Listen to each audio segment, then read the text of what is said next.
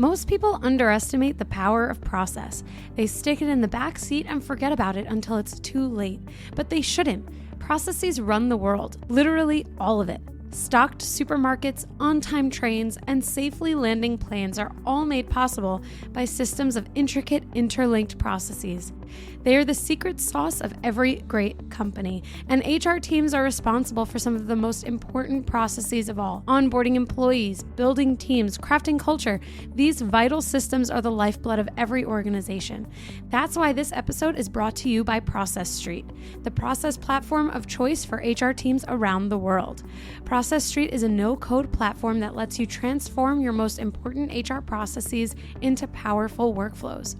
Design beautiful employee onboarding experiences with extreme engagement that increase inclusion and reduce turnover. Sync tasks into Slack or Microsoft Teams, automate emails, handoffs, and so much more. Thousands of teams, large and small, trust Process Street to manage their most important people processes. Like Salesforce, that used Process Street to onboard all the 3,000 Slack employees after the $27 billion acquisition. You can learn more and sign up for a free account at www.process.st.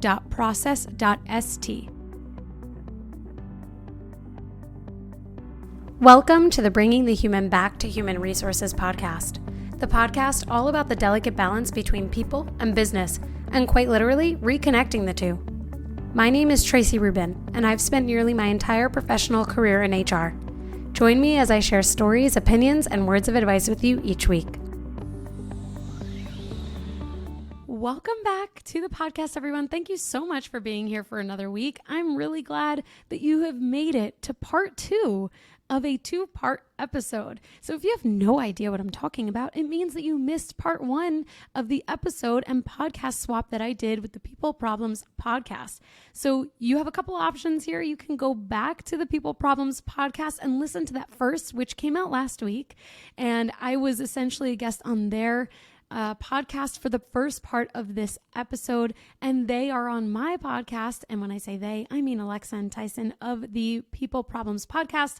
And so the second part is happening in just a few moments when we roll into the second part on this episode. So it is a podcast swap. You can, in theory, listen to this episode first if you really want to, but why mess up the flow of things, right? The first part, again, is on the People Problems podcast, and the second part is right here. So if you have already listened to part 1, then you have no need to go anywhere else. You are in the right place, and we can kind of kick off part 2 in just a moment. So before I go into it, I just want to let you know that for the first time on my podcast, I am releasing an explicit episode. There are some curse words that fly around in this episode.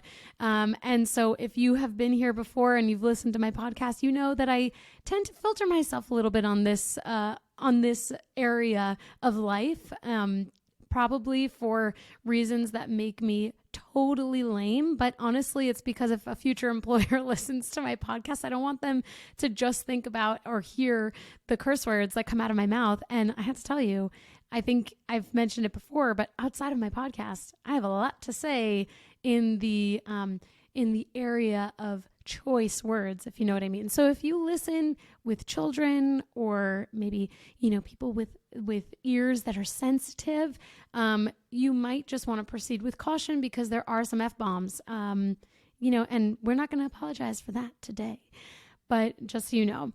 Also, you have to make sure that you are following and listening to the People Problems podcast because it was such a pleasure to be on their show. And I'm just super glad that we were able to do this podcast swap so that Alexa and Tyson are on my show as well. And hopefully we can do this again in the future.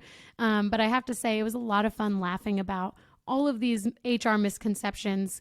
You all know my very first episode was all about destigmatizing HR, and I feel like the month of August has been about all of the stigmas and the misconceptions that are associated with HR, so it kind of just feels like we're coming full circle as I approach the 2nd anniversary of my podcast. So without further ado, before jumping in, I just want to remind you, you can rate, review, and subscribe wherever you are catching this podcast, whether you're listening or watching on Spotify or YouTube. And I would love if you take time at the end of the episode to leave a 5-star review and a nice little comment And if you could follow me on Instagram and TikTok at HR Tracy, and that is Tracy with an I. So with that said, we're going to go right into part 2. Thank you so much for sticking around and being here. Here we go. All you do is fire people, pay people, and fire people. I think my grandma submitted this. That's truly what she thinks I do. Just fire people all day. She's like, do you just fire people and then you hire new ones? I'm like, not exactly. Sort of. Yeah, sometimes. Yeah, so let's explain this to grandma. Explain maybe to grandma why that's not true. Oh, well, the reality is for me is that this is a true misconception and also a false one. The true part of it is that we are so intertwined in the hiring and termination process, obviously termination for mitigating risk and hiring because someone's got to figure out what they're getting paid and maintain all of the, equity involved in that. Totally. Or maybe it's a recruiting team. The falseness in it is that terminations are often coming from a manager, right? So like, unless you're the person's manager, you're either supporting or you're just ensuring that, the termination is following all of the guidance that you recommend to ensure that there's equity and fairness and consistency across the organization. So I guess the misconception probably comes from the level of involvement that we so often have to have. But at the same time, it's like, I feel like it's not even 10% of what HR really does, unless you're in a recruitment role. I think, Go ahead, Tyson. Yeah. So recruiters, that's like all they do is hire people. Not to be ignorant or anything, but like that's kind of what they do. Why and there's other stuff. Yeah, same. Like, and I've never been a recruiter, so I'm gonna get my recruiting friends calling me, being like, "You don't know what the fuck you're talking about." Right. But, good recruiters are incredible. Bad recruiters just throw a bunch of shit against a wall and see what sticks. Bad recruiters are incredibly bad. Yeah. Really bad. So look, again, kind of piggybacking off what you're saying there, Tracy, is yes, we are involved with hiring and firing. Do we make the decisions on who's getting hired and who's getting fired? Not always. Do we have influence? Yes, we do. But that's not what we do all day, like, this isn't like some George Clooney shit where I just like sit there and, like, definitely not. There's a whole life cycle, and Alexa's going to love my little employee life cycle. I'm sure that just makes you so happy. Exactly. It's the whole thing. It's before they start and the transition out, but there's a whole shitload of stuff in between. Okay. There is a lot. There's a lot of things. I'm all about a good employee life cycle diagram. Don't worry, Tyson. I wish we could whiteboard. We should put our faces. Yeah, we should make a little diagram with the faces that we made in the beginning and just, understanding the employee life. Yeah. That's so good. Yeah, I love this. HR face memes coming post podcast. We'll have to get the design team on that. Get on that team. Yeah, but so it's funny. I think what would be the misconception is that all HR does is fire people.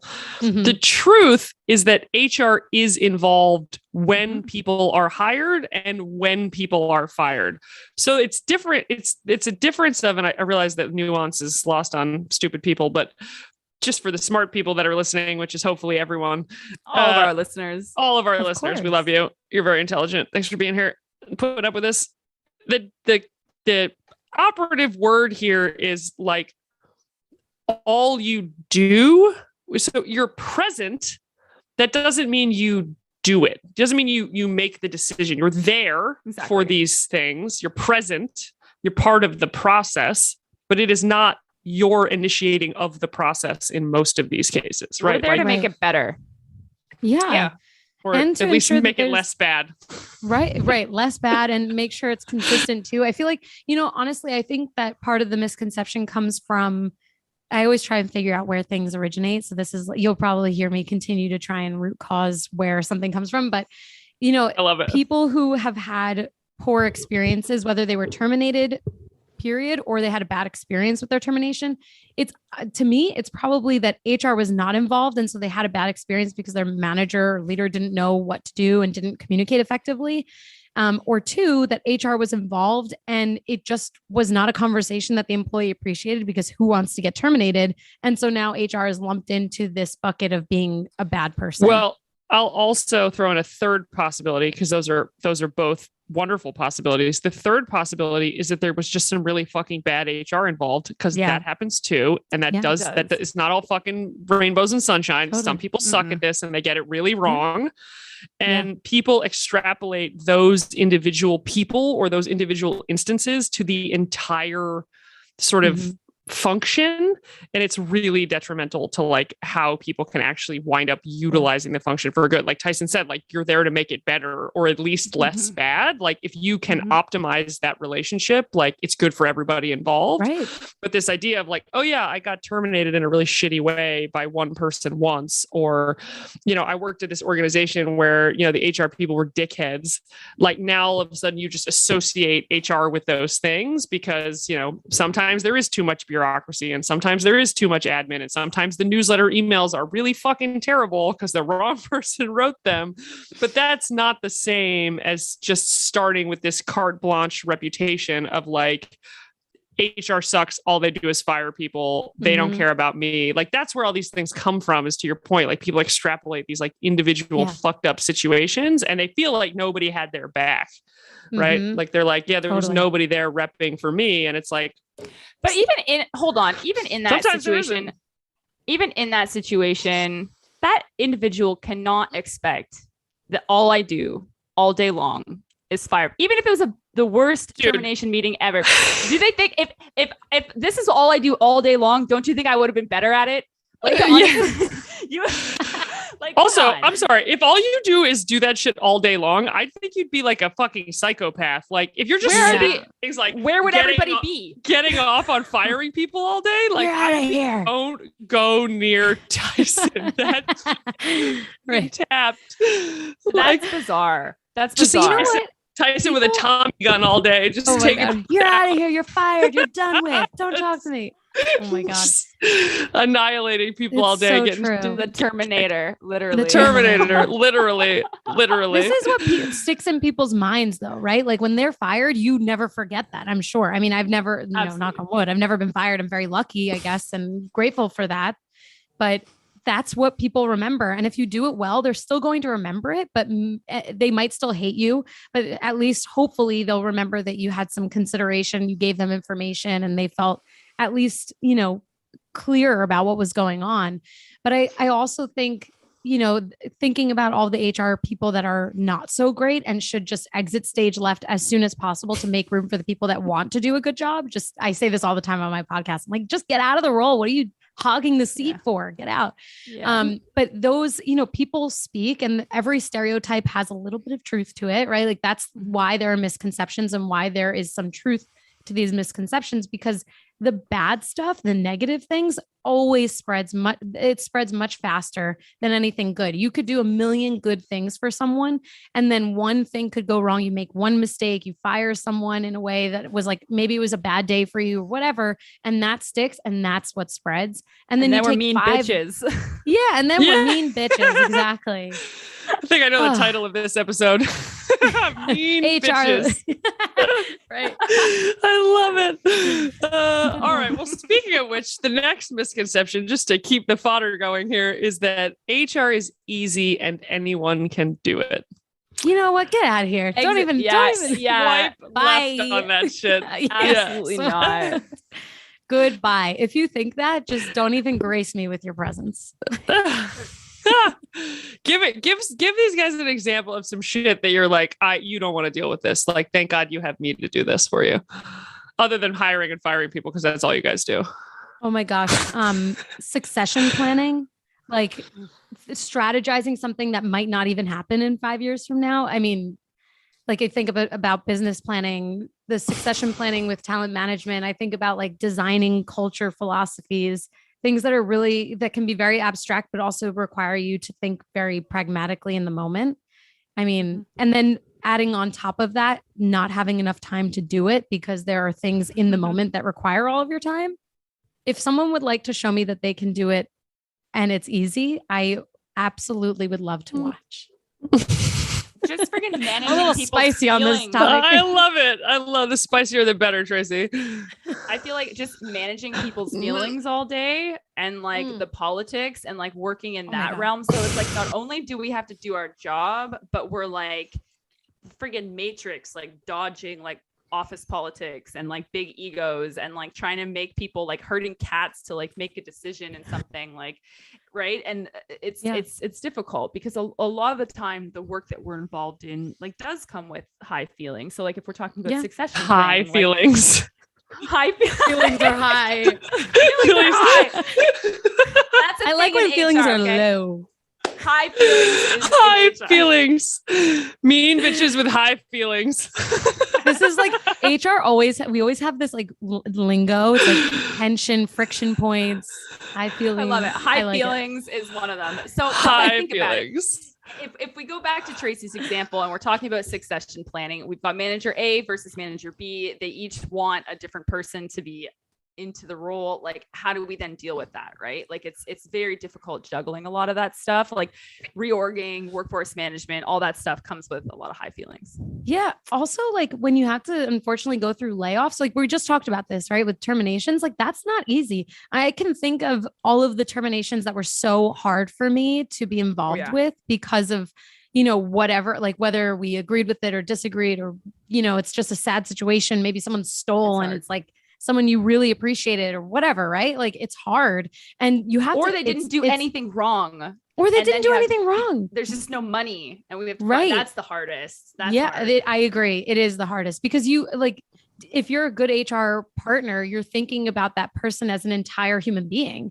And so now you know their family, you know what they have to like who they're going to speak to about this. And it just royally sucks. And also it's very manic. You have to jump between like someone crying and then like celebrating someone's promotion within 15 minutes. And like, how do you manage your own emotions through that? You have to almost like desensitize yourself, but also be completely emotionally open to people. And it's kind of certifiable. And the ER issues, like employee relations for anyone out there, like no one wants to do that job. I used to love it. And anytime I said that, whether it was on an interview or with a colleague, they're like, that's great because I hate it. So if anyone's in an ER specific role, like that is so hard. So hard. Yeah, we actually just by the time this comes out, we'll have had a guest who does ER and she is a fucking saint. Like she is so even keeled and like she is so just fucking like chill. Like you have the perfect temperament for this shit. Yeah, man, you deal with enough people, like you'll start to go crazy. And that's it. So what do you think, Tyson? It's easy. Anybody can do it. No. I said my bit. It's hard. It's hard when you're dealing with the egos and everything. Well, it's funny because one of the other misconceptions that's actually there's quite a few that are similar, and I don't want to go too far down this rabbit hole just in the interest of time, but other misconceptions like we just sit there and wait for emails to come in. We don't actually have work to do and are just waiting for someone to give us a task.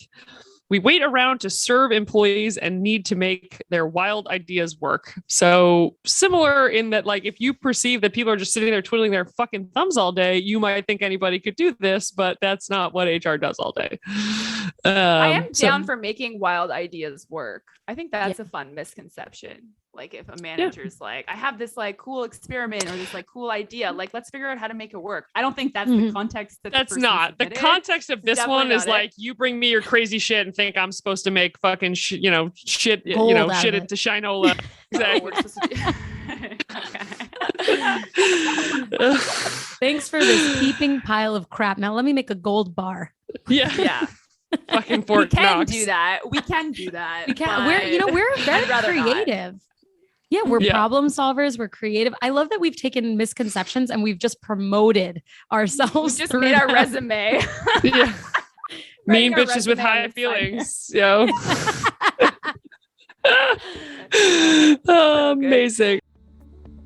Hey everyone, I wanted to take a quick break to tell you about the Employee Onboarding Podcast by Process Street. If you care about crafting a magical experience for new employees and you love podcasts, you won't want to miss this. Join the Process Street team as they have conversations with people leaders and technology creators exploring the world's most magical onboarding experiences. You will learn cutting-edge best practices, industry secrets, and technology to wow every new employee that walks through your door. I recommend the episode where Process Street's CEO, Vinay Patankar, sat down with Zapier's CEO, Wade Foster, to talk about how they've scaled employee onboarding in a $5 billion remote-first organization. And the conversation with Ben Eubanks discussing how to leverage AI and automation to improve the new employee experience will blow your mind. You can find the Employee Onboarding Podcast on Apple, Spotify, Google, or wherever you listen to your favorite podcasts. Go ahead and check it out. And don't forget, if you're interested in supercharging your employee onboarding or other HR processes, go ahead and give Process Street a try. You can sign up for a free account at www.process.st or check out their YouTube channel for a bunch of webinars and demos. All right, so let's talk about one that I know is going to get Tyson fired up on. So I think it's probably a good one to sort of get your feelings on, Tracy, and sort of a good last one for this conversation, which is, and there's a couple that are kind of around this, but the first one is that HR is supposed to be popular, and then there's, just to follow on to give you guys some ammo here. Another one is that we are party planners and cheerleaders. And Tracy, no one who's listening can hear you make that face. And that, I'll leave it at that one. Then we'll end on a fun one, which is the other side of this comment. But what do we think? Like, people have this misconception that I actually don't think anyone has the conception that HR is supposed to be popular. I actually wish more people had that misconception. And I'm happy to wax poetic about that once Tyson spouts off. But something to be said about the party planners and cheerleaders thing for sure. I also understand where that comes from. But what do you guys think? So look, I've built a business off of cool HR, so I can't really shit on it now. But here's the thing, it's not our job. Yeah, the popular girl in HR is you're not supposed to be popular. You're not. Look, it's not. I don't fucking hypocrite. I don't show up to work I'm literally wearing my shirt. Shame. I know. All right, wrap Go the shameless. Sponsored by Cool. All right. We need people problems swag. It's stat. So, but look, I don't think that it's our job to be popular. I don't know why that was ever a thing, to have to be popular. Why do you have to like your finance person? Do you have to like your marketing person? I don't think that there's really I think that in general, everybody should be respected for the work that they're doing.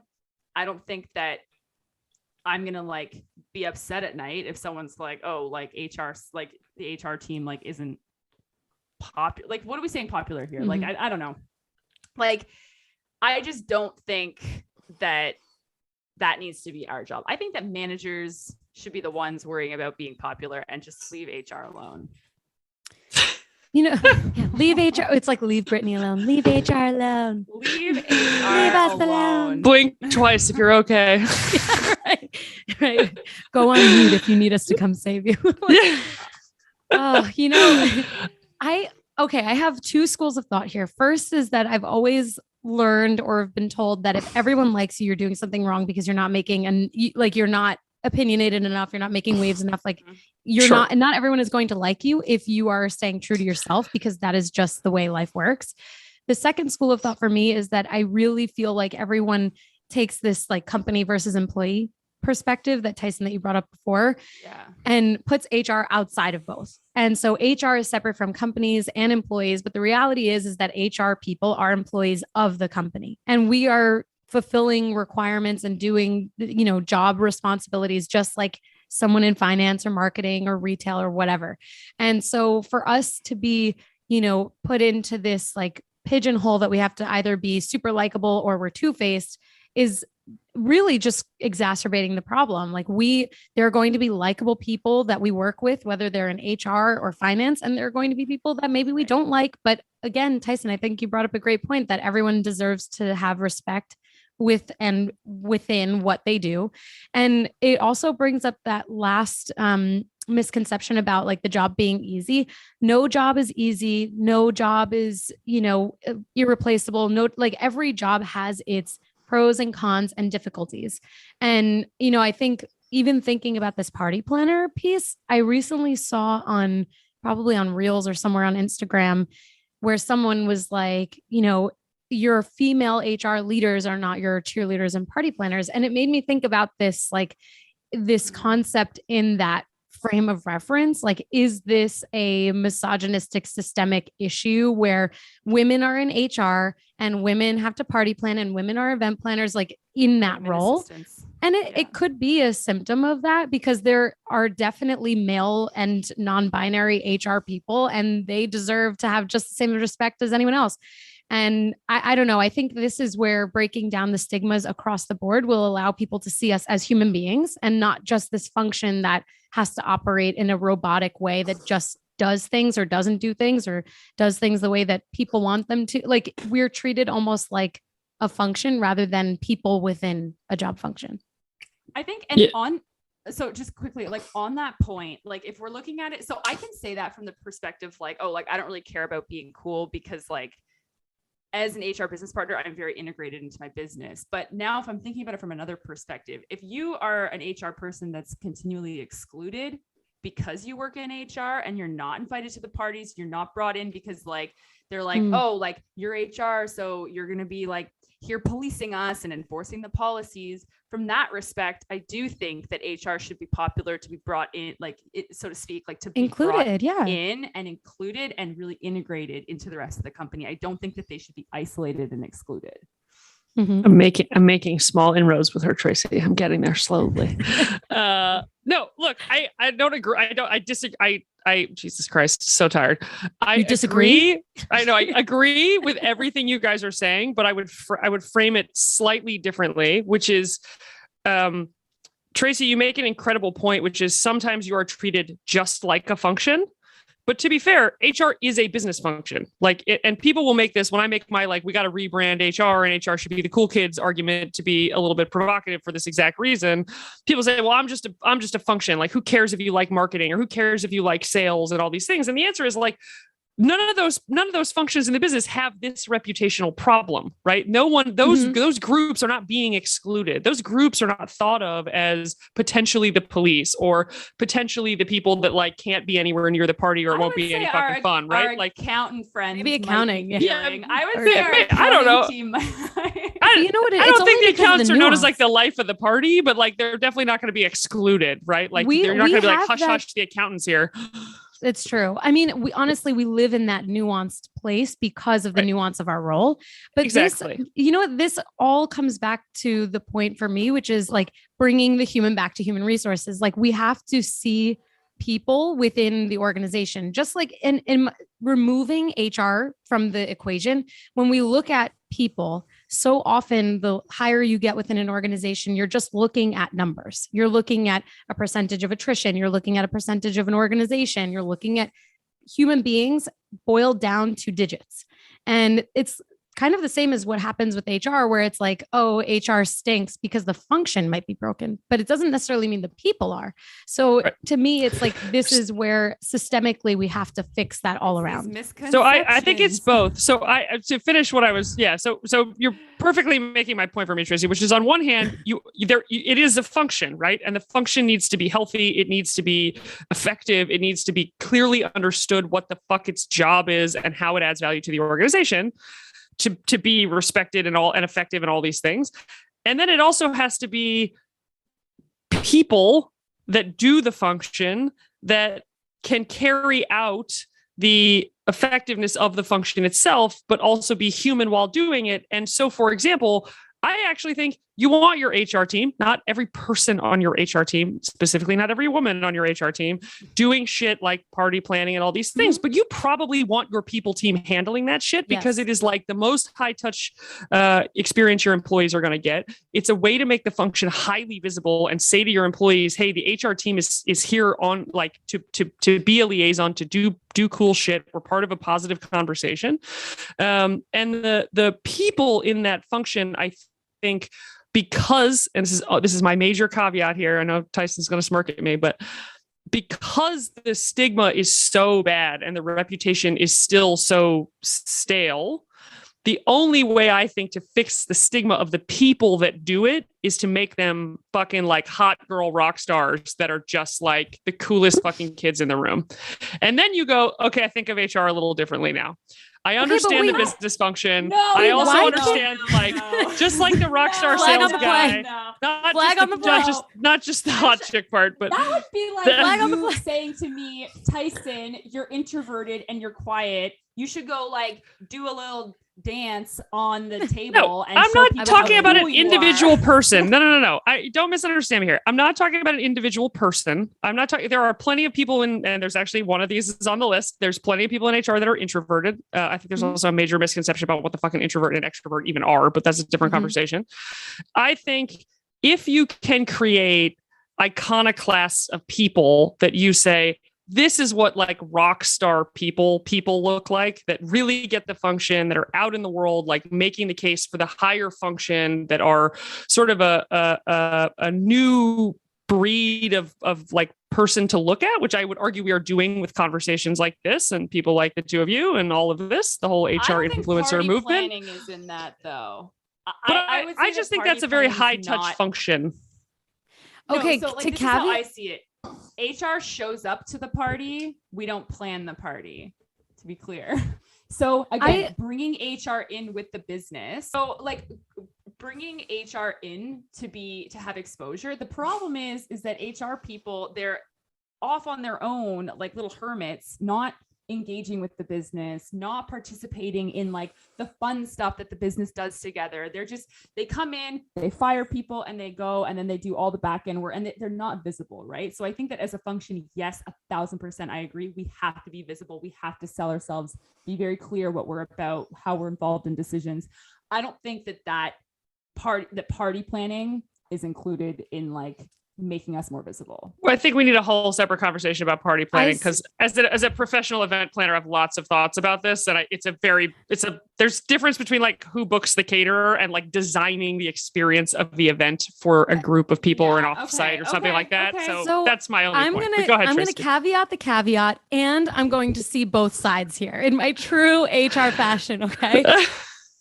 The first caveat to the caveat that I'd like to say is that there is so much value in getting people outside of the HR function who are really excited about employee engagement to be involved in that experience. So while I do agree that the high touch parts of an organization should be owned by HR in that way, I think there has to be mutual ownership from other people within the organization. 1,000%. Like in my role right now, I'm a director of employee engagement. So I am truly seeing both sides here, because did I ever see myself planning certain things? No, but actually I get so much satisfaction out of seeing our engagement increase by creating an experience within each moment. Yes. So we have a happy half hour each week.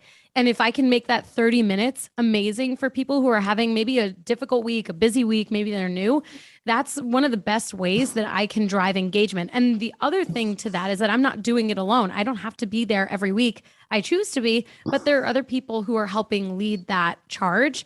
So like the same thing where if you have a resource group or a committee, like we have a fun committee, and while I lead it, there are members of each department on that fun committee, because I think, Tyson, actually, you might have mentioned this on a previous episode of yours, that everyone owns the culture. And I think it was in this like people ops versus HR title. I think that's where it came from, but everyone owns the culture. And so if you can get everyone involved in that party planning, which I think we're not necessarily party planning, but we are certainly influencing the party at an organization. Yes. But right, we can see Tracy's just influencing all the things. I'm rebranding it all. But like that's, if you can get everyone involved, then you're creating an even better experience for them and for everyone. Yeah, I can absolutely get on board with that, being sort of like providing support and like guidance with the business. Yeah, you don't have to blow up the fucking balloons. Yeah, I'm not going to be doing that. Not my strength. No. Let's determine like, okay, like what is the issue happening in the team, and like how can we like create something that's going to solve X. And I love most that. importantly, to Tracy's point, I think the really important piece of this is then that feedback that's coming from this got people really engaged, or this got people really doing something, or this fucking flopped and like this didn't land on our team, is all housed in the same group that's talking about how this stuff plays into bigger business implications as you change things in a, for a segment or a, whatever. So I actually think it's something that should be pretty close to the vest. We do this a lot with like, once you get your engagement survey back, like you're sitting with the managers and you're like, hey, like we have this issue and that issue, like as an HR person, like these are some of my suggestions of what I've seen, like that can like be helpful in those situations. But again, like they're owning it and executing it. So it's more about providing like the guidance and support versus, like you said, blowing up the balloon. Did you fill out your survey yet? Hey, did you fill out your survey yet? Do you have your survey yet? Can you fill out that survey? Hey, did you get that survey yet? It would be really helpful if you just filled out that survey real quick for me. How much do I need to pay you to fill out the survey? Exactly. Right. How much? Yeah. Give $10 Amazon gift card. Free lunch. Free lunch. Free lunch if you do it Like by at that Friday. point, I'm That driving happens. the price up. Yeah. That happens though. All right. This leads me to my very last misconception for this fantastic episode, wherever you are listening to it. And that is the misconception that HR people have no fun and are not allowed to like laugh and have no sense of humor. And I think we can all just call it gigantic bullshit on that What one. do you think we're doing? Yeah. Hello. Right? This is fun for most of Fucking us. party, okay? Who has this much fun talking about all of the shit that people talk about us? Like, we're having so much fun laughing at people's misconceptions Like, of us. It's amazing. Do other people have like like, so Tracy, like you and I are like, we're like kindred spirits. Like I too am like HR by day, HR by night. Like I don't turn it off, right? Like Right. it's my day job, but I also like try to like One of the like, misconceptions go above on here is that HR is who you are, not what you do. No, I mean, I agree. That we are the That's not a job. misconception. HR is not. Not. You're both No, like, it's no, not. I am HR Yeah. always. But, Yeah, like, yeah. if we weren't having fun, like we, I don't know other Sick, maybe there's some twisted, accountants mean that- bitches with high feelings. Right. Gotta love the high feelings. I live in my high feelings. There's something slightly twisted about this, though. Like you got to I know. admit, there's something. That's why I think we can have so much fun with it. Is it's slightly twisted? Yeah. But people are fucking crazy.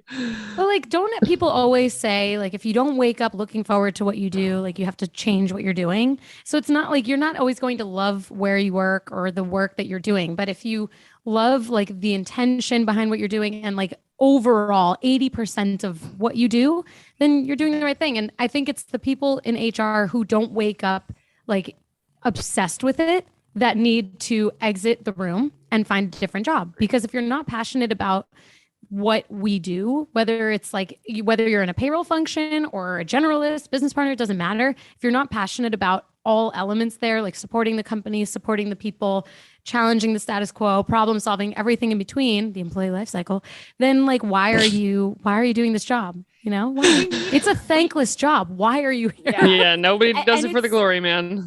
And it's hard because we are fighting against all of these misconceptions, right? Like it's not like now I'm thinking That about was the like accountant. 5% of the list, man. Yeah, like think about the accountant that just gets to wake up and go and do his job and doesn't have to prove himself or herself to anybody, right? I feel like in Sounds HR, nice. like here we are. I know, right? Like he doesn't have to have a podcast showing how cool he is, right? Or she is. But here we are. Or they are.